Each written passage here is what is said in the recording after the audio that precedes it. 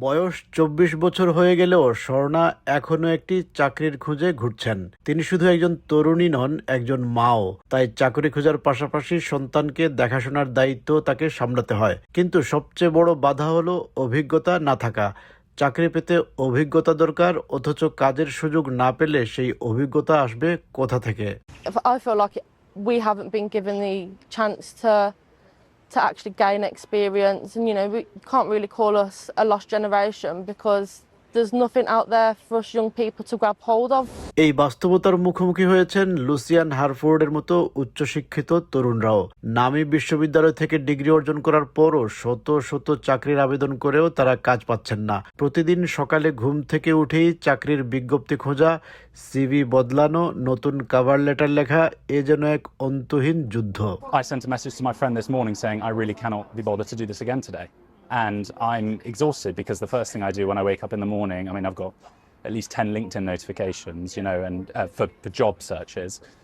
And I go through them and I tailor my CV and I tailor my cover letters and I try to figure out ways to get around these AI hiring strategies that they use and things like that. At the end of the day, there are people on the end of these applications. তরুণদের এই পরিস্থিতি নিয়ে যে প্রতিবেদনে পর্যালোচনা করা হয়েছে তার নেতৃত্বদানকারী ব্যক্তি বলেছেন, সমস্যাটা তরুণদের মধ্যে নয়, তাদের চেষ্টার অভাব নেই, অভাব হলো সুযোগ আর সহায়তার। There is no shortage of effort on the part of young people.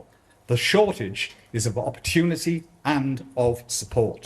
বর্তমানে 1 মিলিয়নেরও বেশি তরুণ এমন অবস্থায় আছেন যারা না কাজ করছেন, না কোনো শিক্ষা বা প্রশিক্ষণের সঙ্গে যুক্ত। তাদের জন্য বছরে কয়েক বিলিয়ন পাউন্ড সরকারি সহায়তা খরচ হচ্ছে। কিন্তু অর্থনৈতিক ক্ষতির চেয়েও বড় হলো মানবিক ক্ষতি। কারণ একজন তরুণ যদি 24 বছর বয়সের মধ্যে চাকরি না পায়, তাহলে ভবিষ্যতেও তার কর্মজীবনে পিছিয়ে পড়ার আশঙ্কা বাড়ে। If you haven't had a job by the time you're 24, probably not going to have a job by the time you're 34. It just gets worse and worse. So this is a new problem, but we're stuck with an old system. And that's the health system, it's the education system, and it's the welfare system. প্রতিবেদনে আরও বলা হয়, দীর্ঘদিন ধরে academic ফলাফলের তুলনায় দক্ষতা ভিত্তিক শিক্ষা ও কলেজগুলোকে কম গুরুত্ব দেওয়া হয়েছে। তবে কিছু জায়গায় পরিবর্তনের চেষ্টা চলছে। ব্ল্যাকবার্ন কলেজে তরুণদের আবার প্রশিক্ষণের আওতায় আনার উদ্যোগ নেওয়া হয়েছে। এক তরুণ জানান, তিনি আইটি নিয়ে পড়তে চেয়েছিলেন কিন্তু প্রয়োজনীয় গ্রেড না থাকায় পারেননি। পরে তার বাবা তাকে কেরিয়ার পরামর্শদাতাদের কাছে নিয়ে যান আর সেখান থেকেই নতুন পথের সন্ধান মেলে। I wanted to do some IT, but you needed heavy grades. Eventually my dad says, we've got to sort something out. So he took me to the career advisors and they offered me to come here, said it would be much easier, much simpler. তরুণদের অভিযোগ, প্রতিষ্ঠানগুলো সাধারণত বেশি অভিজ্ঞ কর্মী চায়, কিন্তু তরুণদের যদি কাজের সুযোগই না দেওয়া হয় তাহলে তারা অভিজ্ঞতা অর্জন কিভাবে করবে? Young people try and go and get jobs and they can't because they want the older people that have had more experience and stuff like that, but young people don't get help with that. তরুণরা কোনো দান বা করুণা চায় না, শুধু নিজেদের যোগ্যতা প্রমাণের একটি সুযোগ চায়।